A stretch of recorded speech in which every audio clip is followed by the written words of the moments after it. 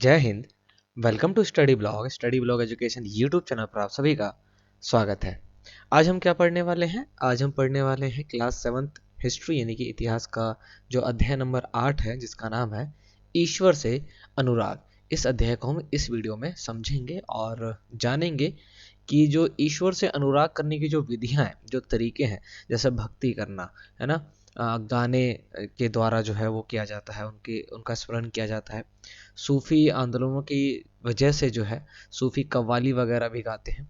तो इन सब का उद्भव कैसे हुआ, कैसे ये सभी चीज़ें सामने आई हैं, और हम इन्हीं को जानेंगे भजन कीर्तन कव्वाली के बारे में। तो चलिए जानते हैं आप और मैं मिलकर के कि इस अध्याय में ईश्वर से अनुराग से रिलेटेड किन किन बातों को बताया गया है और आपके एग्जाम के लिए कौन कौन सी बातें जो है वो इम्पोर्टेंट हो सकती हैं अगर आप टेट या किसी भी प्रकार के टीचिंग एलिजिबिलिटी टेस्ट का आप तैयारी कर रहे हैं तो। और अगर आप क्लास में पढ़ते हैं यानी कि अगर आप क्लास 7th में हैं तो ऑब्वियस सी बात है ये वीडियो आपके लिए काफ़ी ज़्यादा हेल्पफुल होने वाली है। तो आप लाइक शेयर करिएगा, सब्सक्राइब करिएगा और हम चलते हैं अध्याय की ओर। तो देखिए, सबसे पहला ही पैराग्राफ है यहाँ पर, बेसिकली ये इंट्रोडक्शन है यहाँ पर कि हम इस अध्याय में क्या पढ़ने वाले हैं। तो आपने लोगों को पूजा पाठ करते अथवा भजन कीर्तन या कव्वाली गाते या चुपचाप ईश्वर के नाम का जाप करते हुए देखा होगा। ऑब्वियस सी बात है, आपने ये चीज देखा होगा, आपके भी घरों में ये होते होंगे, ऑब्वियस सी बात है। आपने यह भी गौर किया होगा कि उनमें से कुछ तो इतने भाव विभोर हो जाते हैं कि उनकी आंखों में आंसू भर आते हैं। ईश्वर के प्रति ऐसा प्रेम भाव या गहरी भक्ति उन विभिन्न प्रकार के भक्ति तथा सूफी आंदोलनों की देन है जिनका 8वीं शताब्दी से उद्भव होने लगा। यानी कि हम ईश्वर के लिए जो भजन कीर्तन कव्वाली गाते हैं या उनका स्मरण करते हैं मन ही मन में, है ना, शांत होकर के। और कुछ तो ऐसे होते हैं जो इतना प्यार करते हैं ना ईश्वर से कि उनका नाम अगर आंखों में, मतलब उनका नाम अगर आ जाए तो वो भाव विभोर हो जाते हैं, आंखों में आंसू तक आ जाते हैं। कह रहे ये जो प्रेम भावना है ना, ये सब शुरू हुआ 8वीं शताब्दी से यानी कि 8th सेंचुरी से। सोचो अभी 21st सेंचुरी चल रही है और हम 8th सेंचुरी की बात करें। तो चलिए हम चलते हैं हमारे टॉपिक की तरफ, जो कि पहला पॉइंट बनेगा हमारा, वो है परमेश्वर का विचार। तो देखिए क्या कहा जा रहा है इसके अंदर कि बड़े बड़े राज्यों के उदय होने से पहले भिन्न भिन्न समूहों के लोग अपने अपने देवी देवताओं की पूजा किया करते थे। यानी कि हमने पिछले अध्यायों में ये पढ़ा कि भाई इतना बड़ा साम्राज्य है उसका उसका इतना बड़ा राज्य हुआ करता था। तो और उन्होंने मंदिरों का निर्माण करवाया। तो कह रहे हैं कि यार जब ये सब नहीं था ना, तब भी जो है ना लोग देवी देवताओं की पूजा करते थे। जब लोग नगरों के विकास और व्यापार तथा साम्राज्यों के माध्यम से एक साथ आते गए, तब नए नए विचार विकसित होने लगे। यह बात व्यापक रूप से स्वीकार की जाने लगी कि सभी जीवधारी अच्छे या बुरे कर्म करते हुए जीवन मरण और पुनर्जीवन के अंतः चक्रों से गुजरते हैं। कहा यह जा रहा है कि व्यापक यानी कि बड़े स्केल पर, कि ये बात माना गया कि जितने भी जीवधारी हैं, मतलब हम लोग ना जीवधारी हैं, ठीक है, ह्यूमन बींग्स, ये एनिमल्स वगैरह क्या है, जीवधारी हैं। कह रही ये सभी ना अपने कर्म करते हैं। अब कर्म अच्छे और बुरे होते हैं, ऑब्वियस सी बात है भाई, आप अच्छा काम करेंगे तो अच्छे कर्मों में आपका नाम आएगा, पुण्य जिसको बोलते हैं। और अगर आप बुरे कर्म करेंगे तो ऑब्वियस सी बात है पाप जो है उसके आप भागीदार होंगे। तो कह रही है यार इसका ना लेखा जोखा होता है कि व्यक्ति ने कैसा काम कर रखा है और उसके अनुसार उसको अगला जन्म जो है वो मिलता है। अगर कोई व्यक्ति मनुष्य जन्म में पैदा हुआ है यानी कि मनुष्य योनि में पैदा हुआ है, जो कि जीवधारी में सबसे उच्च कोटि का माना जाता है, लेकिन उसके कर्म उस जन्म में बहुत बुरे हैं, तो हो सकता है उसको अगले जन्म में कोई जानवर बनाया जाए। ठीक है, तो कह रहे कि यार पुनर्जन्मों का जो चक्र है ये, कि भाई आपको पुनः जन्म लेना पड़ेगा, ये इसी बात पर डिपेंड करता है कि आप इस जन्म में कैसे काम करते हैं। इसी प्रकार यह भी विचार गहरे से बैठ गया कि सभी व्यक्ति जन्म के समय भी एक बराबर नहीं होते। ऑब्वियस सी बात है, क्योंकि पिछले जन्म से उनके क्या कर्म है उसका फल वो भोगने के लिए इस जन्म में आए हुए हैं। यह मान्यता है, यह मान्यता कि सामाजिक विशेषाधिकार किसी उच्च परिवार अथवा ऊंची जाति में पैदा होने के कारण मिलते हैं, कई पांड्यपूर्ण ग्रंथों का विषय था। कि भाई ऊंचे कुल में ऊंची जाति में पैदा होना, वैसी बात है ना, कि अगर आपका जन्म किसी ऊंचे जाति में हुआ है तो आपको कुछ विशेष अधिकार मिल जाएंगे जन्म से ही। कह रहे ये सब भी कुछ ग्रंथों में लिखा हुआ है कि आपको ऊंची जाति में तभी जन्म मिलता है जब आपने पिछले जन्म में कुछ अच्छे कर्म कर रखे हों। आगे है, अनेक लोग ऐसे विचारों के कारण बेचैन थे। भाई सब एक मत को नहीं मानते हैं क्योंकि हम सब अलग हैं और मान लीजिए कि कोई व्यक्ति है जो ऊंची जाति में पैदा हुआ और कोई नीची जाति में पैदा हुआ, बट उसको स्टार्ट तो जीरो से ही करना है ना। तो इसमें उसकी क्या गलती है कि उसको विशेष अधिकार दिए गए जिसका जन्म जो है ऊंची जाति में हुआ, और सेम एज का बच्चा किसी नीची जाति में पैदा हो रहा है, तो उसको वो छूट, वो फ्रीडम, वो चीज़ें नहीं मिल रही हैं। तो कह रहे कुछ लोग ना ऐसे विचारों के कारण बहुत ही बेचैन थे, इसलिए वे बुद्ध और जैनों के उपदेशों की ओर उन्मुख हुए।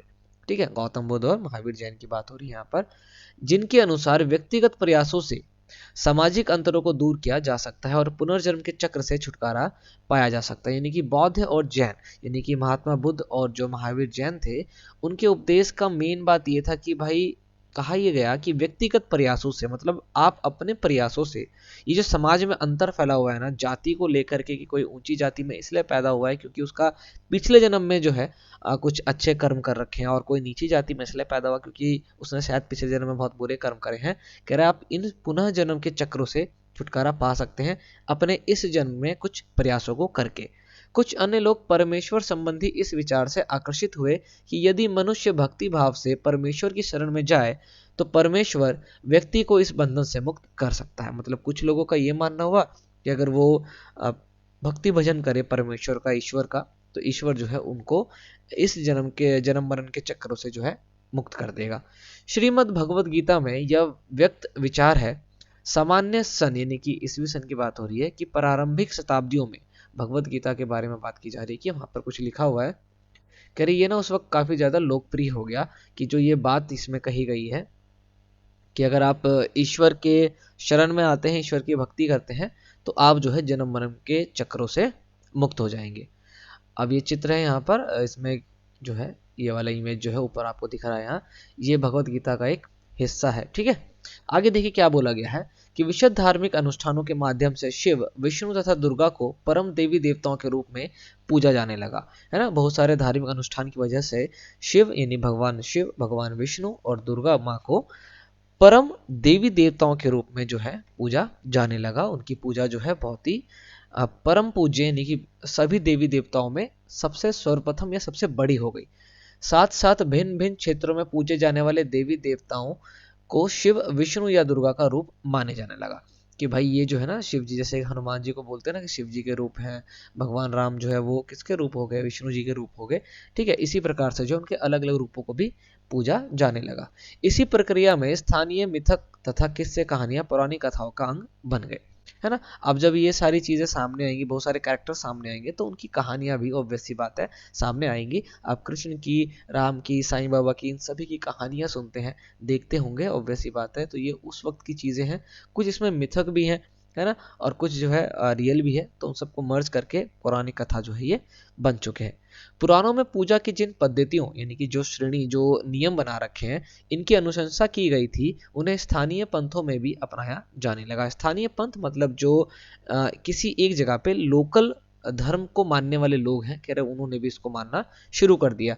आगे चलकर पुराणों में भी इस बात का उल्लेख किया गया है कि भक्त भले ही किसी भी जाति या पंक्ति का हो, है ना, मतलब उसकी जाति या कोई भी जात पात का हो, वह सच्ची भक्ति से ईश्वर की कृपा प्राप्त कर सकता है। मतलब ईश्वर जो है ना, जैसे पहले क्या था कि भाई भगवान की पूजा कौन कर रहे थे, केवल ब्राह्मण कर रहे थे, क्षत्रिय कर रहे थे या वैश्य कर रहे थे, शूद्र तो कर नहीं रहे थे क्योंकि वो नीची जाति में आ गए। तो यहाँ पर यह माना गया कि आप किसी भी जाति के हो, आपका वर्ण कोई सा भी हो, भगवान को इससे कोई लेना देना नहीं है। अगर आप सच्ची भक्ति करते हैं उनकी, तो आप उनको पा सकते हैं, उनकी कृपा को पा सकते हैं। भक्ति की विचारधारा इतनी अधिक लोकप्रिय हो गई कि बौद्धों और जैन मतावलंबियों ने भी इन विश्वासों को अपना लिया। मतलब ये भक्ति की विचारधारा कि हाँ, भक्ति एक ऐसा जो है जरिया हो गया ईश्वर को पाने का, जिसमें किसी भी जाति या किसी भी वर्ण क्लास का कोई लेना देना नहीं था। कोई भी व्यक्ति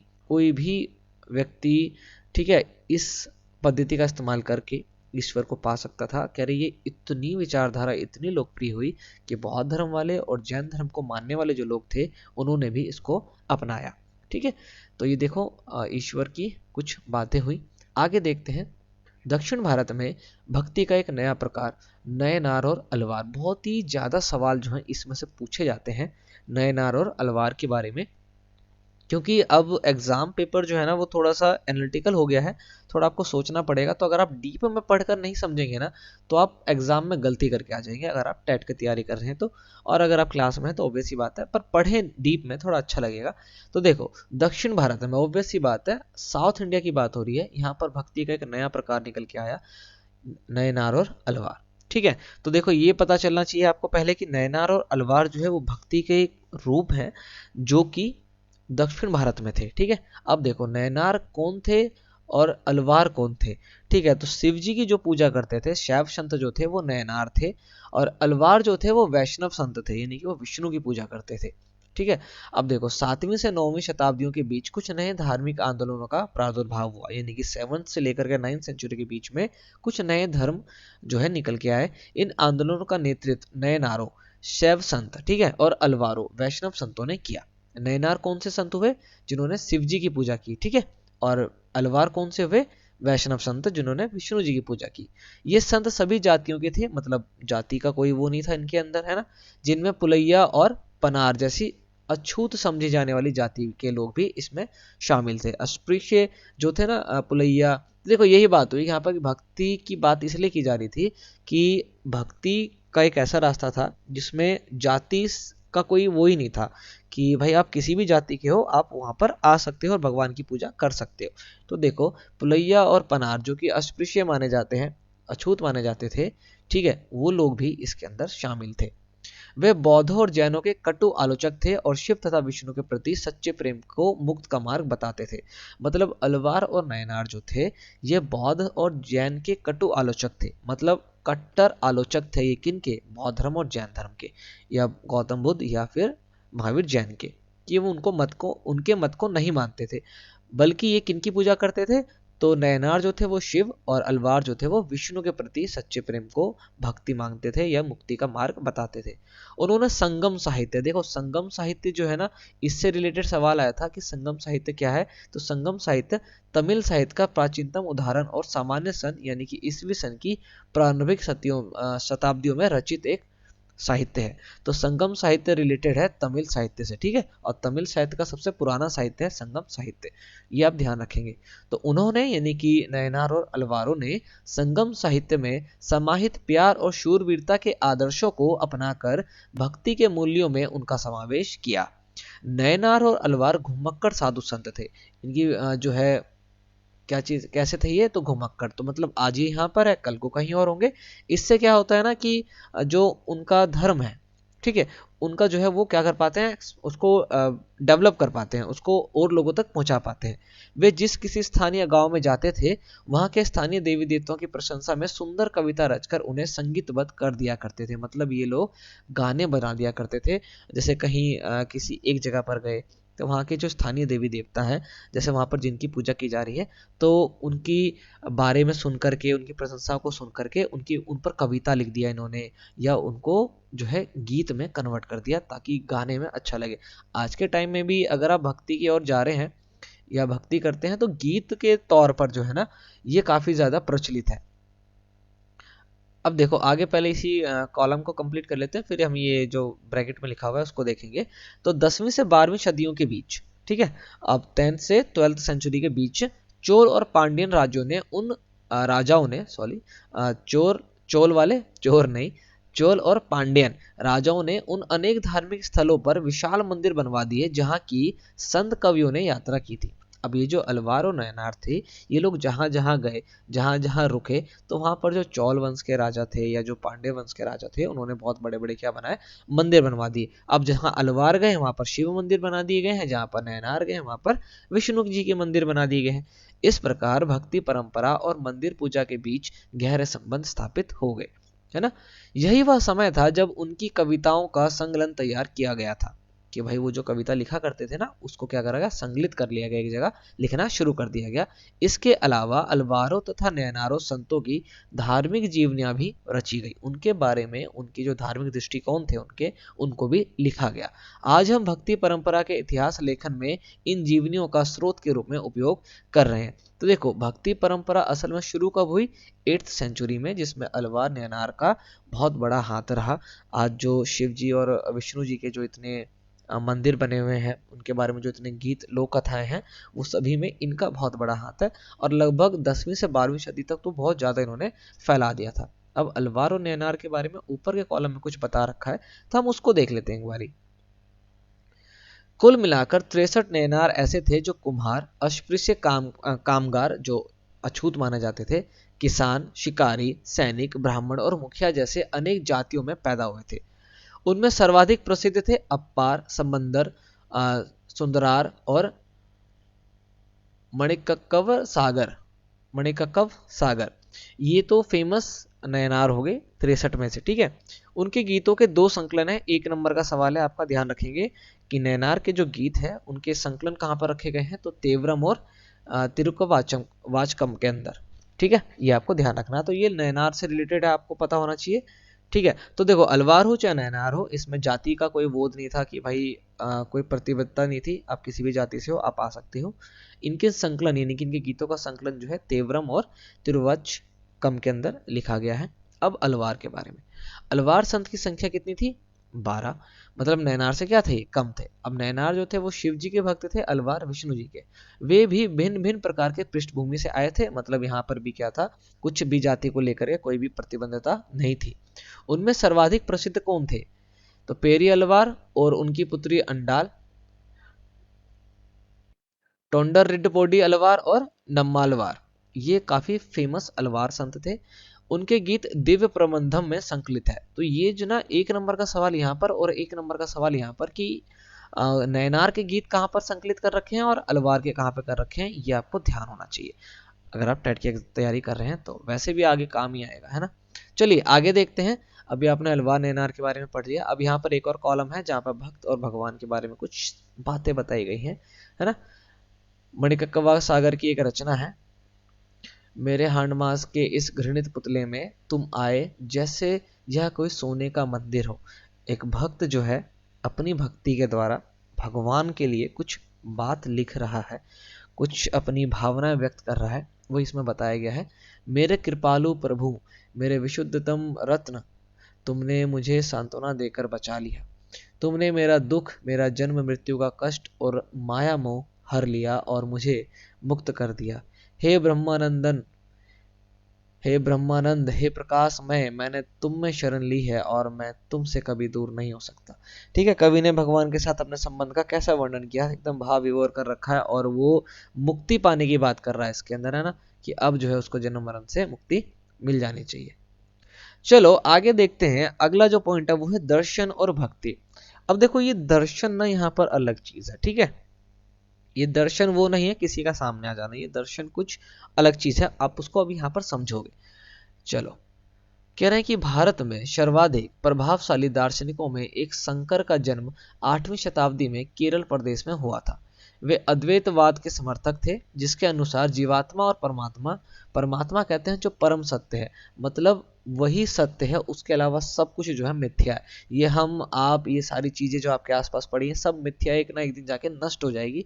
परमात्मा परम सत्य है, वो नष्ट नहीं होगा। तो कह रहे कि उनके अनुसार जीवात्मा और परमात्मा, जीवात्मा हम, ठीक है, दोनों एक ही है। वो क्या मानते हैं कि भाई दोनों ही एक है। उन्होंने यह शिक्षा दी कि ब्रह्म जो एकमात्र या परम सत्य है वह निर्गुण और निराकार है। निर्गुण बोलते हैं, एक दो तरह की भक्ति होती है, निर्गुण भक्ति और सगुण भक्ति। निर्गुण भक्ति वो होती है जो निराकार प्रभु की आराधना करते हैं, मतलब उनके अनुसार भगवान का कोई भी आकार नहीं है, कोई शेप नहीं है, कोई रूप नहीं है, वो निराकार है। जैसे कि बौद्ध धर्म के अंदर होता है, जैन धर्म में होता है, वो निराकार प्रभु को मानते हैं, और सिख धर्म में होता है। और सगुण भक्ति वो होती है जहाँ पर ईश्वर की मूर्ति वगैरह जो है वो होती है, जैसे कि आप विष्णु जी की पूजा कर रहे हैं, आप राम लक्ष्मण इनकी जो पूजा कर रहे हैं, ये सगुण भक्ति के अंतर्गत आती है, ठीक है। तो इनके अनुसार ये था कि भाई जीवात्मा और परमात्मा दोनों एक ही है, और ब्रह्म जो है, जो परम सत्य है, वह निर्गुण और निराकार है, उसका कोई भी आकार नहीं है, किसी भी रूप का वो नहीं है। शंकर ने हमारे चारों ओर के संसार को मिथ्या या माया माना। माया उस चीज को बोलते हैं, भ्रम पैदा होता है ना कि ये चीज आज है हमेशा नहीं रहेगी, कभी ना कभी नष्ट हो जाएगी, माया वही है।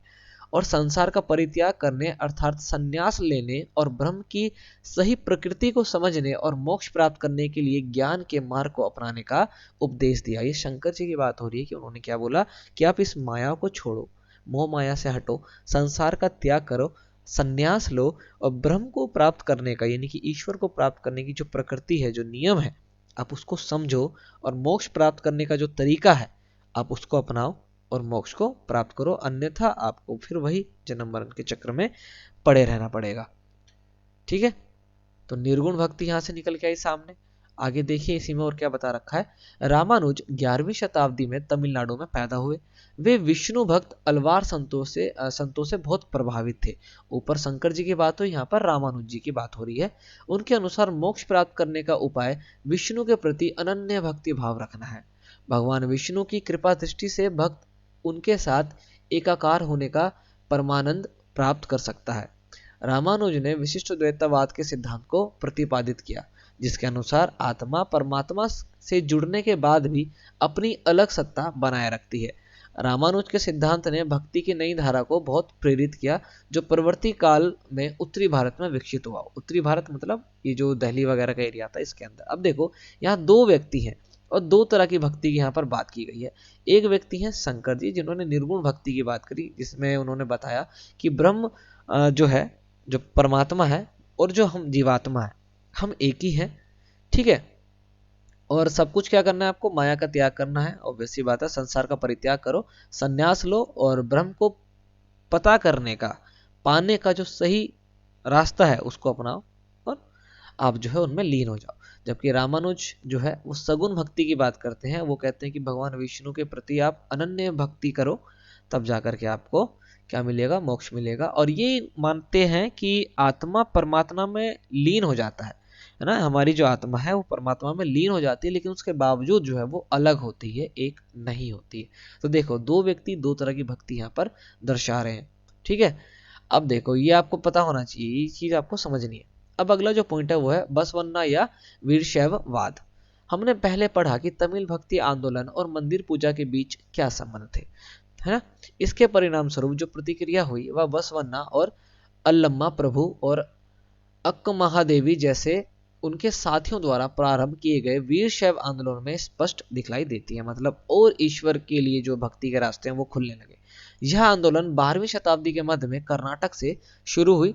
वीर शैवों ने सभी व्यक्तियों की समानता के पक्ष में और जाति तथा नारी के प्रति व्यवहार के बारे में ब्राह्मणवादी विचारधारा के विरुद्ध अपने प्रबल तर्क प्रस्तुत किए। इनके अलावा वे सभी प्रकार के कर्मकांडों और मूर्ति पूजा के विरोधी थे। अब देखो जो मूर्ति पूजा के विरोधी जो है वो निर्गुण भक्ति वाले भी होते हैं। ठीक है, क्योंकि मूर्ति पूजा तो उनमें होती नहीं है, क्योंकि उनका मानना ये होता है कि ईश्वर जो है वो ऑब्वियस सी बात है, उनका कोई भी आकार नहीं है तो उनकी तो आप मूर्ति बना ही नहीं सकते। अब जो बसवन्ना थे, जो वीर शैववाद थे, ये भी इनके खिलाफ ही थे।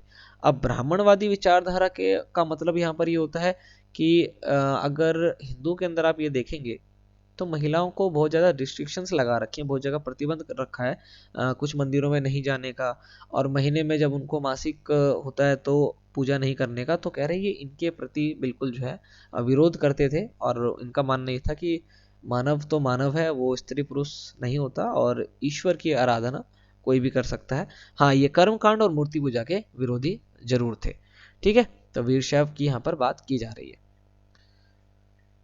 अब वीरशैव जी का यहाँ पर वचन है, देख लेते हैं भाई बसवन्ना के बारे में क्या है। नीचे कुछ वचन या कथन दिए गए हैं जो बसवन्ना के बताए जाते हैं।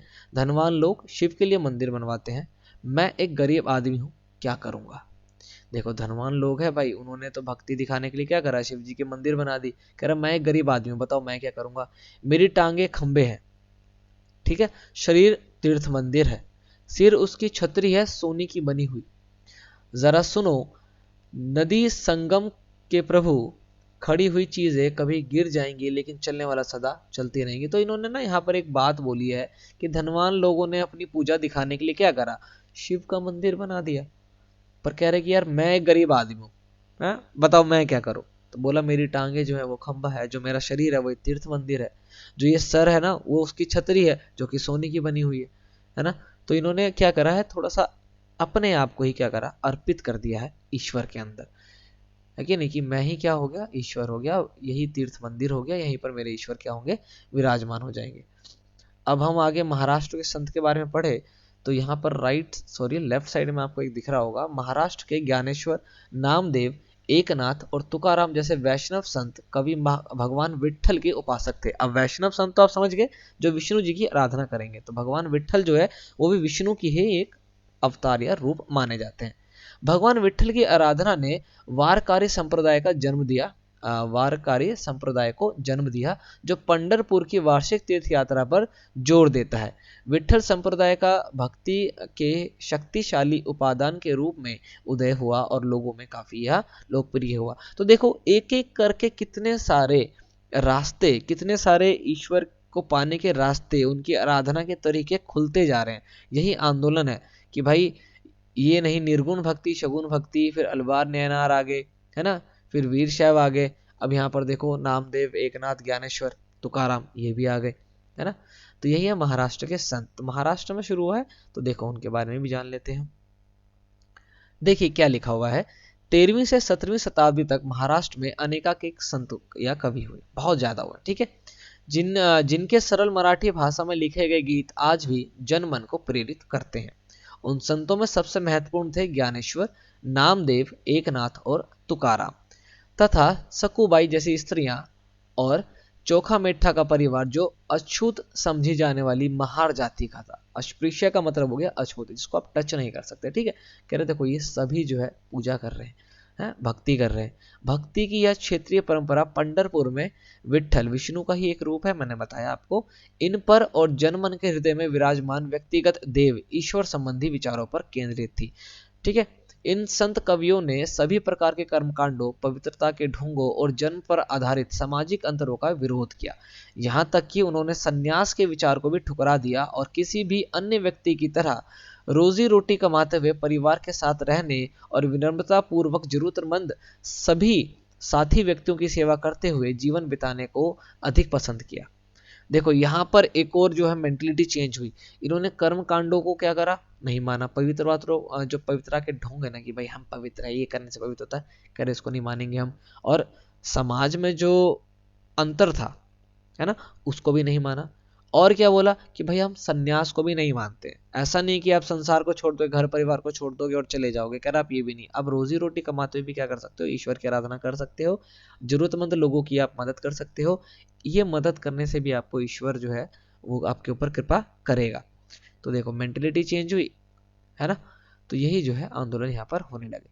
उन्होंने इस बात पर बल दिया कि असली भक्ति दूसरों के दुखों को बांट लेना है ना। मेन भक्ति क्या हो गई यहाँ पर कि दूसरों के दुखों को बांट लो। यार कोई व्यक्ति अगर परेशान है तो आप जाके क्या कर सकते हो, आप हेल्प करो उसकी। अगर आप हेल्प करते हो तो ऑब्वियस सी बात है आप उसके लिए कुछ अच्छा करोगे तो वो आपके अच्छे कर्मों में गिने जाएंगे। इससे एक नए मानवतावादी विचार का उद्भव हुआ। जैसा कि सुप्रसिद्ध गुजराती संत नरसिंह मेहता ने कहा था, वैष्णव जन तो तेने कहिए पीर पराई जाने रे। वैष्णव जन तो भाई वही है जो पीर पराई जाने रे, जो लोगों के दुखों को समझता है, जानता है। तो अगर आप मानवतावाद के अंदर तो यार विश्वास होना चाहिए, है ना। मानव जो है ईश्वर की पूजा कर रहा है, ईश्वर को खुश कर रहा है, लेकिन साथ में क्या कर रहा है, एक दूसरे को, दूसरे मानव को, यानी अपने को छोड़ के दूसरे मानव को कष्ट पहुंचा रहा है। तो भाई ये कैसा धर्म है, ये कैसी भक्ति। तो कह रहे कि यार ये नहीं, आप मानव हो और अगर आप मानवतावाद विचार रखते हो अपने अंदर कि आप मानव होकर के मानव की मदद करना, अगर आप ऐसा कोई कार्य करते हैं तो ऑब्वियस सी बात है ये भी भक्ति का ही क्या है, रूप है, जरिया है, तरीका है। तो यहाँ से मानवतावाद विचार जो है उभर करके सामने आया। अब देखिए आगे क्या है, सामाजिक व्यवस्था पर प्रश्न चिन्ह। एक और कॉलम आया है यहाँ पर देखो, यह संत तुकाराम का एक अभंग है, मराठी भक्ति गीत है, जिनमें उन्होंने क्या लिख रखा है, जो दीन दुखियों पीड़ितों को अपना समझता है वही संत है, क्योंकि ईश्वर उसके साथ है। वह एक प्रत्येक व्यक्ति को अपने दिल से लगाए रखता है। वह एक दास के साथ भी अपने पुत्र जैसा व्यवहार करता है। तुकाराम का कहना है, मैं यहाँ कहते कहते कभी नहीं थकूंगा, ऐसा व्यक्ति स्वयं ईश्वर है। आप किसी के लिए ईश्वर बन जाते हैं अगर आप उसकी कुछ ऐसी मदद कर दे जो कोई नहीं कर रहा, है ना। वो आपको ईश्वर की तरह पूजने लगेगा। तो यहाँ पर वही कह रहे हैं कि यार एक दास के साथ भी जो अपने बेटे जैसा, अपने बच्चे जैसा व्यवहार करता है ना यार, वो ईश्वर है ना। अब यहाँ पर चोखा मिठा जो है उनकी भी रचित एक अभंग है। तुमने हमें नीची जाति का बनाया मेरे महाप्रभु, तुम स्वयं यह स्थिति स्वीकार करके तो देखो, हमें जीवन भर जूठन खानी पड़ती है, इसके लिए मेरे प्रभु तुम्हें शर्म आनी चाहिए। तुम तो हमारे घर में खा चुके हो, तुम इससे कैसे इनकार कर सकते हो। चोखा का बेटा है, कारमेला पूछता है तुमने मुझे जिंदगी क्यों दी। तो यहाँ पर जो है ईश्वर के ऊपर सवाल खड़े किए जा रहे हैं कि भाई तुमने मुझे नीची जाति का बनाया, तो कभी तुम भी इस चीज को फील करके देखो। है, हमें लोगों का जूठन खाना पड़ता है, भाई हम लोगों का जूठन खा रहे हैं, इसके लिए तुम्हें शर्म आनी चाहिए। तुम तो हमारे घर का खा चुके हो ना, आप मना क्यों कर रहे हो। तो देखो यही बात यहाँ पर की जा रही है कि ईश्वर ना कुछ भी ऐसा नहीं करता, ईश्वर कोई भी भेदभाव क्रिएट नहीं करता, ये हम लोगों ने यहाँ पर बना रखा है, ना कि ईश्वर ने। ईश्वर ने तो हम सबको एक ही बनाया है ना। सभी उसी प्रकार से पैदा होते हैं, उसी प्रकार से मर जाते हैं, है ना। जीवन का जो है जन्म और मृत्यु तो तय ही कर रखा है, कर्म हमारे हत्थे छोड़ रखा है। तो भैया आप तय करिए आपको क्या करना है। अब अगला है नाथपंथी सिद्ध और योगी। यानी कि हमने वैष्णव देख लिए, शिव जी को मानने वाले देख लिए, निराकार ईश्वर को मानने वाले देख लिए, साकार ईश्वर को मानने वाले देख लिए, निर्गुण भक्ति सगुण भक्ति करने वाले देख लिए, है ना। और भी चीजें देख ली हमने। अब मानते हैं हम नाथपंथी कौन होते हैं, सिद्ध बाबा, योगी बाबा, ये क्या होते हैं, ये किन की पूजा करते हैं। तो चलिए देखते हैं। बड़ा ही मजेदार ये चैप्टर, बहुत कुछ सीखने को मिल रहा है। यहाँ पर इमेज भी आप देख सकते हैं, ये जो है योगी बाबा यहाँ पर बैठे हुए हैं। अब देखिए क्या लिखा हुआ है। इस काल में अनेक ऐसे धार्मिक समूह उभरे जिन्होंने साधारण तर्क वितर्क का सहारा लेकर रूढ़िवादी धर्म के कर्म कांडों और अन्य बनावटी पहलुओं पर तथा समाज व्यवस्था की आलोचना की। उनमें नाथपंथी, सिद्धाचार और योगी जन उल्लेखनीय है। समाज के अंदर जो रूढ़िवादिता फैली हुई है, जो ट्रेडिशन से चलता आ रहा है, स्टूडियो टाइपिंग के भैया नहीं यही यही यही यही होगा, मतलब ईश्वर की पूजा केवल ब्राह्मण करेगा या केवल क्षत्रिय करेगा और कोई नहीं कर सकता। कह रहे इनके खिलाफ जो है इन्होंने जो है क्या करा था, आंदोलन किया, जिनमें सबसे फेमस हुए नाथपंथी, सिद्धाचार और योगी। उन्होंने संसार का परित्याग करने का समर्थन किया। इन्होंने क्या करा, संसार को त्याग दिया। ऑब्वियस ही बात है, योगी बाबा जो और जो सिद्ध बाबा होते हैं वो संसार की मोह माया सुख सुविधाओं को छोड़ करके जंगलों में जीवन यापन करते हैं, प्रकृति में रहते हैं, प्रकृति से मिली चीजों का ही सेवन करते हैं। उनके विचार से निराकार परम सत्य का चिंतन मनन और उसके साथ एक हो जाने की अनुभूति ही मोक्ष का मार्ग है।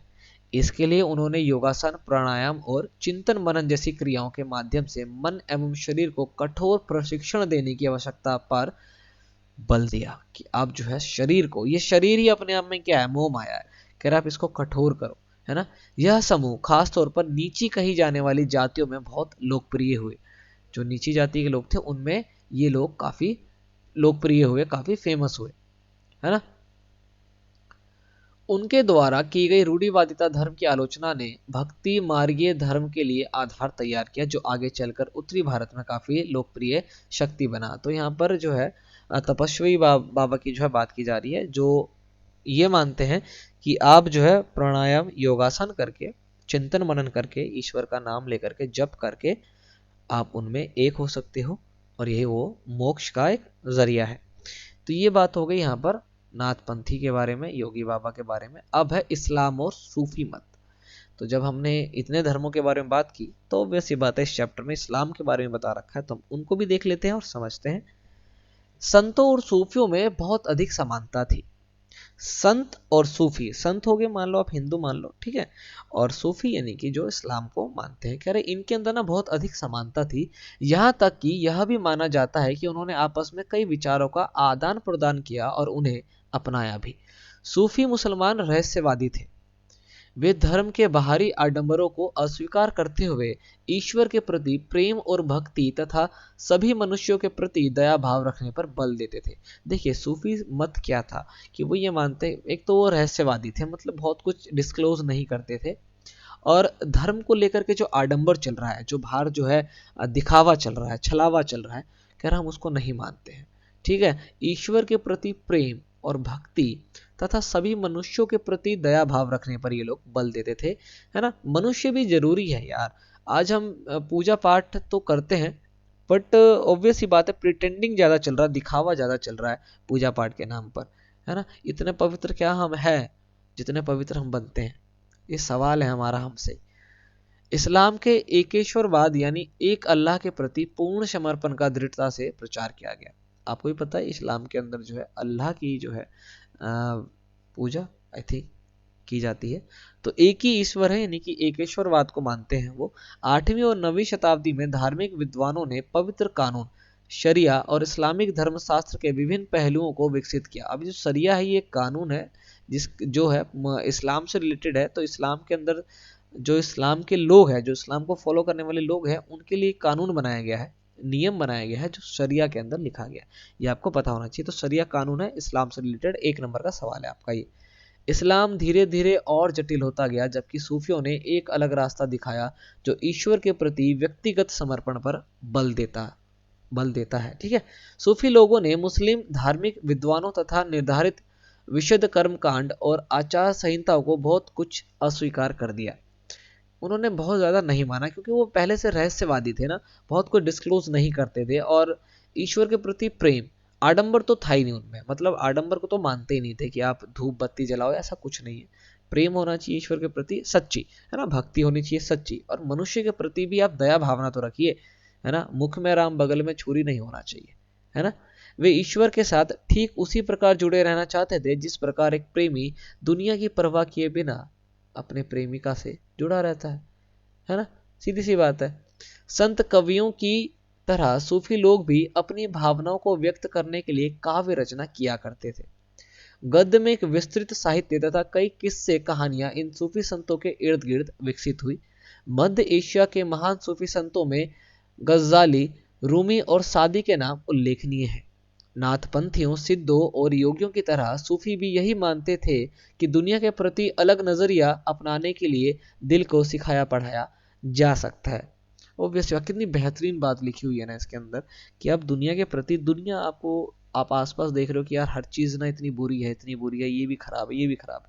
ऑब्वियसली बात है, ऐसा हमें देखेंगे तो जरूर दिखेगा, बहुत कुछ खराब है हमारे आसपास कह रहे, लेकिन उसके बावजूद आप दुनिया को देखने के लिए एक अलग नजरिया अपना सकते हैं, है ना।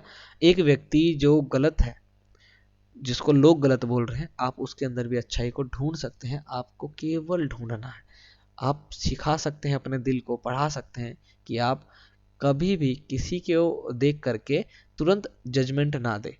क्या करें, पूरी बात को जाने, है ना। तो कितनी बेहतरीन चीज हमारे को यहाँ पर सिखाई जा रही है। उन्होंने किसी औलियो या पीर की देख रेख में जिक्र, एक जाप होता है इनके अंदर, ठीक है, उनके नाम का जाप करना, चिंतन करना, समा यानी कि गाना गाना, गाते हैं जब ये, रस्क यानी कि नृत्य, नीति चर्चा, सांस पर नियंत्रण आदि के जरिए प्रशिक्षण की विस्तृत रीतियों का विकास किया। ठीक है। इस प्रकार आध्यात्मिक सूफी उस्तादों की पीढ़ियों सिलसिलाओं का प्रादुर्भाव हो गया।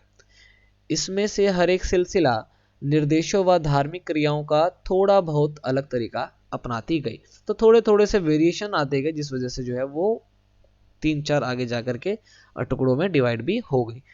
अब देखो यहाँ पर एक इमेज है, यहाँ पर है कश्मीर में 15वीं एवं 16वीं सदी में सूफीवाद के ऋषि पंथ का उदय हुआ। इस पंथ की स्थापना शेख नूरुद्दीन वली, जिन्हें नंद ऋषि के नाम से भी जाना जाता है, इन्होंने की, जिसने कश्मीर के लोगों के जीवन पर गहरा प्रभाव डाला। ऋषि संतों को समर्पित कई स्मारक कश्मीर के कई भाग में पाए जाते हैं, है ना। ये देखो यहाँ पर ये कुछ गा भी रहे हैं, नृत्य कर रहे हैं, उससे बात की जा रही है। अब देखिए आगे क्या है। आगे है 11वीं शताब्दी से अनेक सूफी जन मध्य एशिया से आकर हिंदुस्तान में बसने लगे। दिल्ली सल्तनत, जिनके बारे में, जिसके विषय में हमने अध्याय 3 में पढ़ा है, कह रहे इनकी स्थापना के साथ वह प्रक्रिया उस समय और भी मजबूत हो गई जब उपमहाद्वीप में सर्वत्र बड़े बड़े अनेक सूफी केंद्र विकसित हो गए। अब सूफी केंद्र विकसित हो जाएंगे तो ऑब्वियस सी बात है वहां पर सूफी लोग आएंगे। जितने ज्यादा लोग आएंगे, ठीक है, उतने ज्यादा जो है सिलसिले वो बढ़ते रहेंगे। चिश्ती सिलसिला इन सभी सिलसिलाओं में सबसे अधिक प्रभावशाली था। इनमें औलियाओं की एक लंबी परंपरा थी, जिससे जैसे कि अजमेर में ख्वाजा मुइनुद्दीन चिश्ती की, ठीक है, और दिल्ली में कुतुबुद्दीन बख्तियार काकी, पंजाब में बाबा फरीद, दिल्ली में ख्वाजा निजामुद्दीन औलिया, और गुलबर्ग के बंदान नाज सॉरी बंदानवाज गिसुदराज, ठीक है। तो देखो इन सब के ना वो भी बने हुए हैं यहाँ पर, है ना, मस्जिद जो है वो भी है यहाँ पर, मोहिउद्दीन चिश्ती की दरगाह, सभी के दरगाह भी बने हुए हैं। दिल्ली में निजामुद्दीन औलिया दरगाह है, स्टेशन भी है, मेट्रो स्टेशन भी है। कह रहे यहाँ पर ये लोग जो हैं काफ़ी ज़्यादा फेमस भी हुए अपने चिश्ती सिलसिलों को लेकर के, सूफी सिलसिलों को लेकर के। अब देखो आगे है, सूफी संत जो हैं अपने खानकाहों में विशेष बैठकों का आयोजन करते थे, जहाँ सभी प्रकार के भक्तगण, जिनमें शाही घरानों से आने वाले लोग और अभिजात और आम लोग भी शामिल होते हैं, मतलब एक साथ बैठे हुए हैं, इन खानकाहों में आते थे, है ना। कितने अच्छे से वो बना रखा है ना कि सभी लोग ना एक साथ आए हैं, चाहे वो अमीर हो, गरीब हो, चाहे मिडिल क्लास हो, सभी वर्ग के लोग एक साथ बैठे हैं। वे आध्यात्मिक विषयों पर चर्चा करते थे, अपनी दुनियादारी के समस्याओं को सुलझाने के लिए संतों से आशीर्वाद मांगते थे, अथवा संगीत तथा नृत्य के जलसों में भी शामिल होकर के चले जाते थे।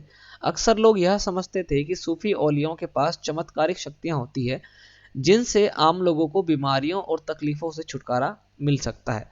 सूफी संत की दरगाह एक तीर्थ स्थल बन जाता था, जहां सभी ईमान धर्म के लोग हजारों की संख्या में इकट्ठा हो जाया करते थे, और आज के टाइम में भी बिल्कुल है, इनकी दरगाह पर जाते हैं लोग, ठीक है। अब देखो सभी पृष्ठभूमि के भक्त जो है सूफी दरगाहों पर जाते हैं। अब आप एक चीज समझते होंगे कि दरगाह पर चाहे वो हिंदू हो चाहे वो मुसलमान हो, जाते जरूर हैं।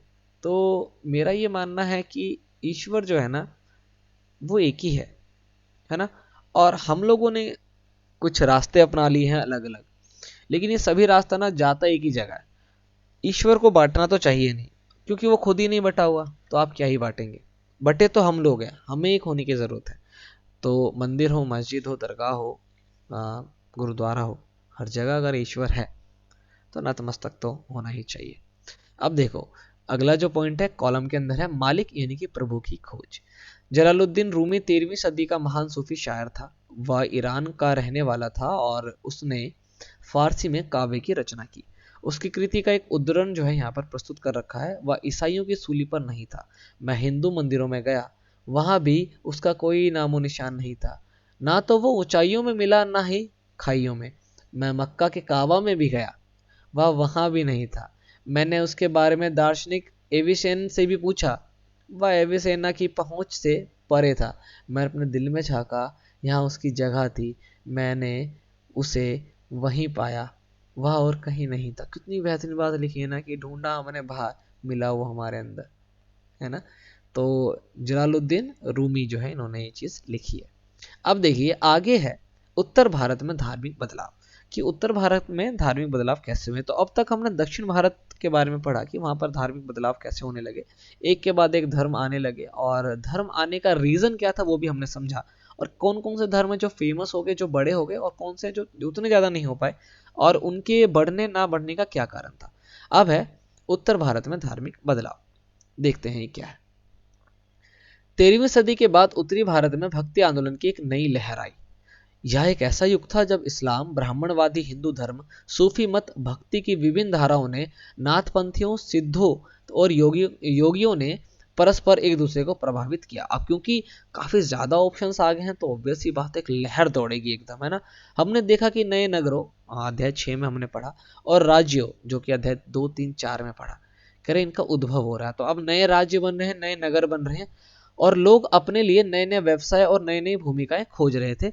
ऐसे लोग विशेष रूप से शिल्पी, कृषक, व्यापारी और मजदूर इन नए संतों के विचारों को सुनने के लिए इकट्ठा हो जाते थे, फिर वे उनका प्रचार भी करते थे। इसलिए पिछले वीडियोस को, पिछले अध्यायों को पढ़ना बहुत जरूरी है, क्योंकि ये ना इंटरकनेक्टेड होते हैं आपस में। अब नए नए नगर बसे, नए लोग आए, तो नए नए जो धर्म चल रहे हैं तो वो वहां पर जाकर के क्या हुए, उनको बैठ के सुनने लगे, नए नए संतों को सुने, और उनको जो बातें अच्छी लगी उन्होंने उनका प्रचार करना भी शुरू कर दिया। उनमें से कबीर और बाबा गुरु नानक जैसे कुछ संतों ने सभी आडंबर पूर्ण रूढ़िवादी धर्मों को अस्वीकार कर दिया। ठीक है, बात की जा रही है संत कबीर और बाबा गुरु नानक जी की। कह रहे इन्होंने जो है आडंबर पूर्ण रूढ़िवादी धर्म जो ऑलरेडी चल रहे थे, इनको इन्होंने अस्वीकार कर दिया। तुलसीदास और सूरदास जैसे कुछ अन्य संतों ने उस समय विद्यमान विश्वासों और पद्धतियों को स्वीकार करते हुए उन सब की पहुंच में लाने का प्रयत्न किया। जबकि जहां पर कबीर जी, गुरु नानक जी ने अस्वीकार किया, वहां पर सूरदास और तुलसीदास ने क्या करा कि सूरदास और तुलसीदास ने ये बोला कि ईश्वर तो है, और जो ईश्वर की बातें वहां पर है हम उसको मानते हैं, और लोगों तक कैसे उसको पहुंचाई जाए उन्होंने उसके लिए कोशिश की। तुलसीदास ने ईश्वर को राम के रूप में धारण किया। अवधि पूर्व में एक लैंग्वेज है जो पूर्वी उत्तर प्रदेश में बोली जाती है। तो अवधि में लिखी गई तुलसीदास की रचना रामचरितमानस उनके भक्ति भाव की अभिव्यक्ति और साहित्य कृति दोनों ही दृष्टियों से महत्वपूर्ण है। अब देखो यहाँ पर ना बहुत सारे सवाल आपको मिल गए। एक तो लैंग्वेज मिली अवधि जो कि पूर्वी उत्तर प्रदेश में बोली जाती है। तुलसीदास ने लिखी है रामचरितमानस, ठीक है, और रामचरितमानस लिखी गई है अवधि लैंग्वेज में, ठीक है। आगे है, सूरदास श्री कृष्ण के अनन्य भक्त थे। उनकी रचनाएं सूर सागर, आगे आते हैं, सुरसावली और साहित्य लहरी में संग्रहित है। तो सूरदास जो है वो कृष्ण के भक्त थे, है ना, एवं उनके भक्ति भाव को अभिव्यक्त करती है कि सूरदास जो है किस प्रकार से कृष्ण की पूजा करते थे, उनको ध्याते थे, उनके बारे में सुरसावली या साहित्य लहरी में लिखा हुआ है। असम के शंकरदेव, ठीक है, जो इन्हीं के समकालीन थे। समकालीन बोलते हैं एक ही समय के दो टाइम पीरियड एक ही टाइम पर अगर चल रहा हो तो, ठीक है। इन्होंने विष्णु की भक्ति पर बल दिया और असमिया भाषा में कविताएं और नाटक लिखे। उन्होंने ही नाम घर, कविता पाठ और प्रार्थना करने की जगह होती है जहाँ पर हम जा करके कविता पाठ कर सकते हैं, कह रहे इनको स्थापित करने की पद्धति चलाई जो आज तक चल रही है। इस परंपरा में दादू दयाल, रविदास और मीराबाई जैसे संत भी शामिल थे। मीराबाई एक राजपूत राजकुमारी थी जिनका विवाह 16वीं शताब्दी में मेवाड़ के एक राजसी घराने में हुआ था।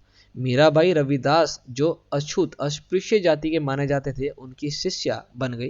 वे कृष्ण के प्रति समर्पित थी, पूर्ण समर्पित थी, और उन्होंने अपने गहरे भक्ति भाव को कई भजनों में अभिव्यक्त किया भी है। तो ये आपको पता होना चाहिए, ठीक है। उनके गीतों ने उच्च जातियों की रीतियों और नियमों को खुली चुनौती दी तथा ये गीत राजस्थान व गुजरात के जनसाधारण में बहुत ही ज्यादा लोकप्रिय भी हुए। इन संतों में से अधिकांश का विशिष्ट अभिलक्षण यह है कि इनकी कृतियां क्षेत्रीय भाषाओं में रची गई और इन्हें आसानी से गाया जा सकता था। वे भाषा या वो बातें, वो शब्द का चयन करना जिससे ज्यादातर लोग जिसका इस्तेमाल करते हैं तो उसकी लोकप्रियता बढ़ने में ज्यादा समय नहीं लगता है ना। इसलिए ये बेहद लोकप्रिय हुई और पीढ़ी दर पीढ़ी मौखिक रूप से चलती रही। प्रायः इन गीतों के प्रसारण में सर्वाधिक निर्धन, सर्वाधिक वंचित समुदाय और महिलाओं की भूमिका ही रही है। कि भाई जैसे ये गीत जो मीराबाई या जो इन्होंने लिखे हैं, कह रहे इनको जो हम पीढ़ी दर पीढ़ी बढ़ाते गए हैं, इनमें सबसे ज्यादा जो भूमिका निभाई है वो गरीबों ने, है ना, निभाई है, महिलाओं ने निभाई है। प्रसारण की इस प्रक्रिया में ये सभी लोग अक्सर अपने अनुभव को जोड़ देते थे। मतलब देखो, मैंने आपको कोई चीज बताई, आप किसी और को बताओगे तो ऑब्वियस सी बात है आप उसमें आप अपना एक्सपीरियंस, अपने वर्ड्स को जोड़ोगे, फिर वो किसी को बताएगा तो वो उसको जोड़ेगा, है ना। अपनी चीजों को जोड़ दिया गया, अपने अनुभव भी जोड़ दिए गए। इस तरह आज मिलने वाले गीत संतों की रचनाएं तो हैं, साथ ही साथ उन पीढ़ियों के लोगों की रचनाएं भी मानी जा सकती हैं जिन्होंने उसे गाया है। वे हमारी जीती जागती जन संस्कृति का अंग बन गई हैं। तो भाई संतों के चरणों में तो नतमस्तक है चीजें। अब देखो यहाँ पर, हाँ, एक नया टॉपिक स्टार्ट होगा तो उससे पहले मीराबाई जो है उनका एक ये चित्र है यहाँ पर, अनन्य भक्त श्री कृष्ण की, अपने आप को पूर्ण समर्पित कर दिया था इन्होंने। तो राणा के राजमहल से परे मीरा द्वारा एक गीत लिखा गया है, उसका एक अंश है यहाँ पर कि लोक लाज कुलरा मर्यादा जगमा जेकना राखियारी। ये राजस्थानी लैंग्वेज में लिखा हुआ है तो मेरे को थोड़ी सी दिक्कत होती है या हो रही होगी, बट भावना को समझिए। महल अटारी हम सब त्यागे, त्यागो थारो बसनो शहर, राणा जी थे क्यों ना राखो म्याऊसू बैर, बिखरो प्यालो राणा भेजियो पीवी मारी। अच्छा हाँ, बिखरो प्यालो, जहर का प्याला भेजा था ना राणा जी ने मीरा जी को मारने के लिए। अरे अरे, बार ना बांको भलो गरल अमृत ज्यों पियो, पी तो ऐसे ले जैसा अमृत है और कुछ नहीं हुआ, है ना। राणा थे क्या ने राखो मासू बैर, कह रहे राणा जी ने हमसे बैर क्यों रखा। अरे यार, मैं तो केवल कृष्ण को मानती हूँ, कृष्ण से पूजा करती हूँ, और मुझे मारने के लिए विष की प्याली भेजी गई है, जहर भेजा गया और मीरा ने पी लिया अमृत समझ के, और वो जहर अमृत बन गया। तो भक्ति में ना इतनी शक्ति होती है। चलिए आगे देखते हैं। अब है कबीर के बारे में। तो जिन जिन संतों का नाम यहाँ पर आप देख रहे हैं ना, ये बहुत इंपॉर्टेंट है एग्जाम पॉइंट ऑफ व्यू से। और ये तो अभी बहुत ही छोटी छोटी चीज़ें इनके बारे में बता रखी है, ये अपने आप में यार अपने आप में नॉवल है ये सभी, है ना। बट आपको मिनिमम कितना पता होना चाहिए वो है इसके अंदर। तो देखिए अब हम पढ़ेंगे, मीराबाई के बारे में पढ़ लिया, सूरदास तुलसीदास के बारे में पढ़ लिया, अब है कबीर के बारे में नज़दीक से एक नज़र। कबीर संभवतः 15वीं या 16वीं सदी में हुए थे, पूर्णतः किसी को नहीं पता, ठीक है। वे एक अत्यधिक प्रभावशाली संत थे। उनका पालन पोषण बनारस में या उनके आसपास एक मुसलमान जुलाहा यानी कि बुनकर के परिवार में हुआ था। उनके जीवन के बारे में हमारे पास बहुत कम विश्वसनीय जानकारी है। हमें उनके विचारों की जानकारी अपनी साखियों और पदों के विशाल संग्रह से मिलती है। ये उन्हीं की साखियां और पदों के विशाल संग्रह से मिलती है, जिनके बारे में यह कहा जाता है कि इनकी रचना तो कबीर ने की थी, परंतु ये घुमंतु भजन गायकों द्वारा गाए जाते थे। इनमें से कुछ भजन गुरु ग्रंथ साहिब में भी लिखे गए हैं, पंचवाणी में भी है और बीजक में भी संग्रहित और सुरक्षित किए गए हैं। तो ये आपको पता होना चाहिए कि कबीर जी के जो भजन है, उनकी जो रचना है, वो गुरु ग्रंथ साहिब में भी है, ठीक है, पंचवाणी में भी लिखी गई है और बीजक में भी लिखी गई है। अब सच्चे प्रभु की खोज में कबीर जी की रचना है यहाँ पर। तो अल्लाह राम ज्यूं तेरे नाई, बंदे उपरी मिहर करो मेरे साईं, क्या ले माटी भूंसू, मारे क्या जल देह नेवाए, जो करे मस्कीन सतावे, गूनी रहे छिपावे, ब्राह्मण व्यारसी करे चौबीसों, काजी मरहम जान, है ना। ये जो है एक रचना है यहाँ पर। आगे है 11 मास जुदे क्यों किए, एक ही माही समान, पूर्वी दिशा हरि का बासा, पश्चिम अल्लाह मुकाम। कह रहा पूर्व दिशा में हरि यानी कि ईश्वर रहते हैं और पश्चिम में अल्लाह, है ना। भारत से पश्चिम में जो है मक्का मदीना पड़ता है। दिल ही खोजी दिले भीतरी, यहाँ राम रहीमान। कह रहे कि ना उधर है ना इधर है, दिल में खोजो भैया, यहीं पर राम और रहीम यही है सबके सब। तो कितनी बेहतरीन ना संत यार, सच में बहुत बेहतरीन होते हैं ये लोग ना। देने आते हैं, इनको चाहिए कुछ नहीं, ये तो ऐसे मतलब देने के लिए आते हैं कि आपके लिए कुछ ना कुछ दे करके जाएंगे। तो कह रहे करघे पर काम करते हुए कबीर जी यहाँ पर दिख रहे हैं, इनकी एक फोटो है। तो कबीर के दोहे तो वैसे भी बहुत फेमस है। आगे देखिए कबीर के बारे में क्या लिखा हुआ है। कबीर के उपदेश प्रमुख धार्मिक परंपराओं की पूर्व एवं प्रचंड अस्वीकृति पर आधारित थे। उनके उपदेशों में ब्राह्मणवादी हिंदू धर्म और इस्लाम दोनों ही बाह्य आडंबरपूर्ण पूजा के सभी रूपों का मजाक उड़ाया गया है। मतलब ये आडंबरपूर्ण ऑब्वियस सी बात है, और इन्होंने हिंदू धर्म और इस्लाम दोनों को ही नहीं छोड़ा कि जहाँ पर आडंबर, जहाँ पर दिखावा किया जा रहा है, कह रहे इनका तो इन्होंने मजाक उड़ा दिया था। उनके काव्य की भाषा बोलचाल की जो थी वो हिंदी थी, जो आम आदमियों द्वारा आसानी से समझी जा सकती थी। आपने कबीर के दोहे अगर सुने होंगे तो ऑब्वियस सी बात है, आप समझ जाएंगे। उन्होंने कभी कभी रहस्यमयी भाषा का भी प्रयोग किया, जिसे समझना काफी कठिन होता है। भाई रहस्यमयी भाषा मतलब बहुत इनर चीज है भाई, उस लेवल पर जाने के लिए आपको बहुत मेहनत करनी पड़ेगी, है ना।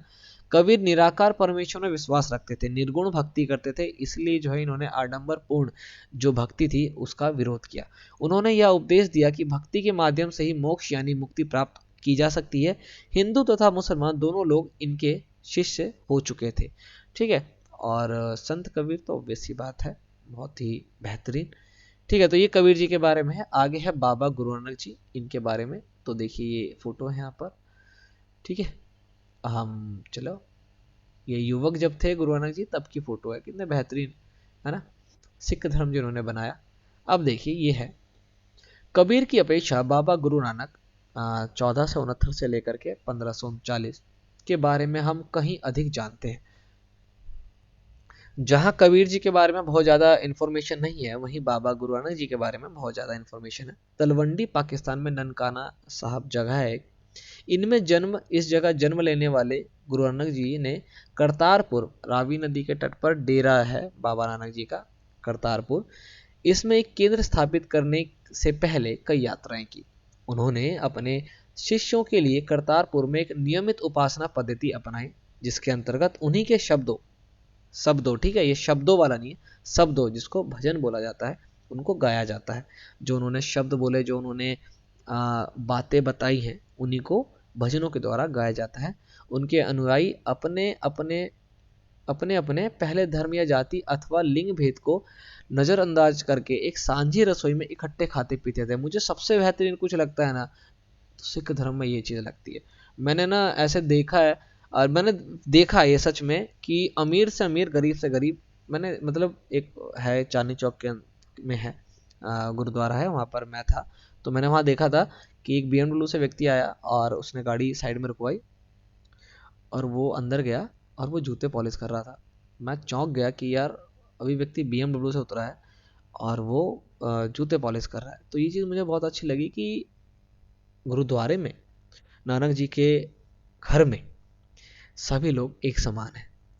ठीक है, अब ये लोग खाना लंगर तो यार मतलब बेहतरीन है, हमेशा चलता है, हमेशा डेली डेली। तो कहते हैं कि जहाँ पर ये लोग अपने भेदभाव को नज़रअंदाज करके कि भाई हम किसी भी प्रकार का भेदभाव नहीं करके एक ही रसोई में खाना बनाते हैं, खाते पीते हैं, इसे लंगर कहा जाता है।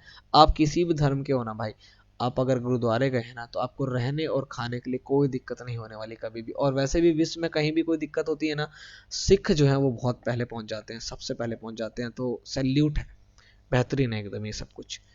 बाबा गुरु नानक ने उपासना और धार्मिक कार्यों के लिए जो जगह नियुक्त की थी उसे धर्मशाल कहा गया और आज इसको क्या बोला जाता है, गुरुद्वारा बोला जाता है।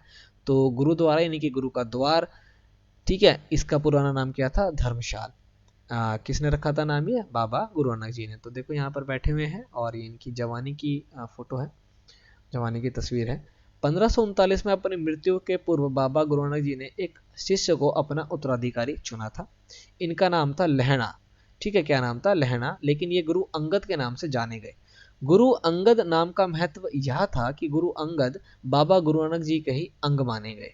ठीक है, तो ये भी है कि गुरु नानक जी के बाद जो उत्तराधिकारी कौन बने, गुरु अंगद जी, जिनका नाम क्या था असल में, लहणा। ठीक है, तो गुरु अंगद ने बाबा गुरु नानक की रचना को संग्रह किया और उस संग्रह में अपनी कृतियां भी जोड़ दी। तो गुरु नानक जी ने तो रचना की थी, उसमें गुरु अंगद जी ने भी अपनी कृतियों को जोड़ दिया। संग्रह की एक नई लिपि गुरुमुखी ने संग्रह को एक नई लिपि गुरुमुखी में लिखा गया था। गुरु अंगद के 3 उत्तराधिकारियों ने भी अपनी रचनाएं नानक के नाम से लिखी। इन सभी का संग्रह गुरु अर्जन ने 1604 में किया था। ठीक है, इस संग्रह में शेख फरीद, संत कबीर, भगत नामदेव और गुरु तेग बहादुर जैसे सूफियों, संतों और गुरुओं की वाणी जोड़ी गई। 1706 में इस वृत संग्रह को गुरु तेग बहादुर के पुत्र व उत्तराधिकारी गुरु गोविंद सिंह ने प्रमाणित किया। आज इस संग्रह को सिखों के पवित्र ग्रंथ गुरु ग्रंथ साहिब के रूप से यानी इस नाम से जाना जाता है। तो वैसे खालसा पंथ की शुरुआत भी गुरु गोविंद सिंह जी ने ही की थी और गुरु ग्रंथ साहिब जो पुस्तक जो पूर्णता तैयार की थी वो गुरु गोविंद सिंह जी ने की थी। यहाँ पर देख सकते हैं आप, ये लेफ्ट साइड में आपके जो है फोटो है, ये गुरु ग्रंथ साहिब का एक आरंभिक पांडुलिपि है। आगे बताया गया है कि 16वीं शताब्दी में बाबा गुरु नानक ने उत्तराधिकारियों के नेतृत्व में अपने शिष्यों की संख्या का विस्तार किया या उनकी संख्या में विस्तार हुआ। ये अनुयायी कई जातियों के थे, परंतु इनमें व्यापारी, कृषक और शिल्पकार ज्यादा थे। इसकी वजह यह हो सकती है कि बाबा गुरु नानक इस बात पर बल दिया करते थे कि उनके जो शिष्य हैं वो गृहस्थ हों और उपयोगी व उत्पादक पेशों से जुड़े हों। ठीक है, तो शिष्य से यह आशा भी की जाती थी कि वे नए समुदाय के सामान्य कोष में योगदान देते रहे। हाँ, ठीक है, और ये कोई बुरी बात भी नहीं है, ऑब्वियस सी बात है। 17वीं शताब्दी के प्रारंभ में केंद्रीय गुरुद्वारा हरमंदिर साहब, जिनका आज जिस गुरुद्वारे का नाम स्वर्ण मंदिर है ना, बड़ा ही बेहतरीन अमृतसर के अंदर, यार इसके आसपास रामदासपुर शहर यानी अमृतसर, इसका पुराना नाम है रामदासपुर शहर, ये विकसित होने लगा। प्रशासन में यह वस्तुतः स्वायत्त था। आधुनिक इतिहासकार इस युग के सिख समुदाय को राज्य के अंतर्गत राज्य मानते थे। मुगल सम्राट जहांगीर इस समुदाय को एक संभावित खतरा मानता था। उसने 1606 में गुरु अर्जन को मृत्युदंड देने का आदेश दिया। 17वीं शताब्दी में सिख आंदोलन का राजनीतिकरण शुरू हो गया, जिसका दूरगामी परिणाम यह हुआ कि 1699 में गुरु गोविंद सिंह ने खालसा पंथ की स्थापना संस्था का निर्माण कर दिया। खालसा पंथ के नाम से जाने जाने वाले सिख समुदाय का अब एक राजनीतिक सत्ता बन गया है। तो स्वर्ण मंदिर तो मेरा सपना है, अभी तक मैं गया नहीं हूँ, बट अगर आप गए हैं तो नीचे कमेंट करके बताइएगा, बड़ा ही बेहतरीन है देखने में, है ना। 16वीं और 17वीं शताब्दियों की बदलती हुई ऐतिहासिक परिस्थितियों ने सिख आंदोलन के जो सिख आंदोलन था उनके विकास को प्रभावित किया, है ना। शुरू से ही बाबा गुरु नानक के विचारों का सिख आंदोलन पर गहरा प्रभाव पड़ा। उन्होंने एक ईश्वर की उपासना के महत्व पर जोर दिया और निर्गुण भक्ति ही इसमें होती थी। ठीक है, उन्होंने आग्रह किया कि जाति, धर्म अथवा लिंग भेद मुक्ति प्राप्ति के लिए कोई भी मायने नहीं रखते हैं। तो निर्गुण भक्ति जहां भी है वहां पर जो है जात पात का कोई भी लेना देना नहीं है। उनके लिए मुक्ति किसी निष्क्रिय आनंद की स्थिति नहीं थी, बल्कि सक्रिय जीवन व्यतीत करने के साथ साथ सामाजिक प्रतिबद्धता की निरंतर कोशिशों में ही निहित थी। मतलब वो ये मानते थे कि आपको सब कुछ छोड़ने की जरूरत नहीं है, आप सामाजिक जीवन जीते हुए भी क्या हो सकते हो, मुक्ति पा सकते हो। अपने उपदेश के सार को व्यक्त करने के लिए उन्होंने 3 शब्दों का प्रयोग किया, नाम, दान और स्नान। ठीक है, नाम, दान और स्नान। नाम से तात्पर्य है सही उपासना, कि आपको क्या करना है, ईश्वर का नाम लेना है। दान का तात्पर्य था दूसरों का भला करना, और स्नान का तात्पर्य है आचार विचार की पवित्रता। ये पानी से नहा लेना नहीं, आपके आचरण में, आपके विचारों में क्या होनी चाहिए, पवित्रता होनी चाहिए। आज उनके उपदेश को नाम जपना, कीर्त करना और वंड छकना के रूप में भी याद किया जाता है। यह अवधारणाएं भी उचित विश्वास और उपासना, ईमानदारी पूर्ण निर्वाह और संसाधनों को मिल बांट कर प्रयोग करना, यानी कि दूसरों की मदद के महत्व को रेखांकित करना सिखाती है। और ऑब्वियस ही बात है, इन्हीं नियमों की वजह से जब गुरु इतना बेहतरीन है ना, उन्होंने इतना बेहतरीन नियम बनाया, ऐसा ऐसा सिखा के गए हैं कि आज भी देखो गुरु नानक जी फिजिकल नहीं है बीच में, लेकिन मेंटली रूप में वो हर गुरुद्वारे में, संतों में पाए जाते हैं। कि उन्होंने ऐसा सिखाया है ना कि सिख जो है वो ऑब्वियस ही बात है बहुत ही डोमिनेटेड और बहुत पैशनेट रहते हैं दूसरों की मदद करने के लिए, क्योंकि इनको सिखाया गया है ऐसा, है ना। इस तरह बाबा गुरु नानक के समानता के विचारों के सामाजिक राजनीतिक मायने थे। शायद इसी बात से हमें बाबा गुरु नानक और उनके जो शिष्य हैं, इनके इतिहास, कबीर, रविदास एवं दादू जैसे संतों और उनके जो शिष्य हैं, जिनके विचार पर गुरु नानक जी के विचारों से काफ़ी मिलते जुलते थे, इनके इतिहास में फ़र्क को समझने में मदद मिलती है। तो इतनी बेहतरीन तरीके से जो है इस सिख धर्म का निर्माण किया गया है। अब हम अन्यत्र पढ़ेंगे, क्योंकि ये सबसे लास्ट पॉइंट रहे होता है किसी भी अध्याय का। और यहाँ पर मार्टिन लूथर के बारे में बताया गया है। 16वीं सदी का समय यूरोप में भी एक धार्मिक अंतःक्षोभ यानी कि उथल पुथल का काल था। तो देखो हमारे यहाँ तो चेंजेस हो रहे थे, वो दिखा 8वीं सदी से लेकर के 16वीं सदी तक, 17वीं सदी तक, बट यूरोप में भी हो रहा था। तब ईसाई धर्म में अनेक परिवर्तन हुए, जिन्हें लाने वाले महत्वपूर्ण नेताओं में से एक थे मार्टिन लूथर। लूथर ने यह महसूस किया कि रोमन कैथोलिक चर्च के अनेक आचार व्यवहार बाइबल के शिक्षाओं के विरुद्ध जाते हैं। लूथर ने लैटिन भाषा की बजाय आम लोगों की भाषा के प्रयोग को प्रोत्साहित किया कि भाई आप क्या करो ना, आम लोगों की भाषा जो है ना, लोकल लैंग्वेज का इस्तेमाल करो, और बाइबल का जर्मन भाषा में अनुवाद कर दिया।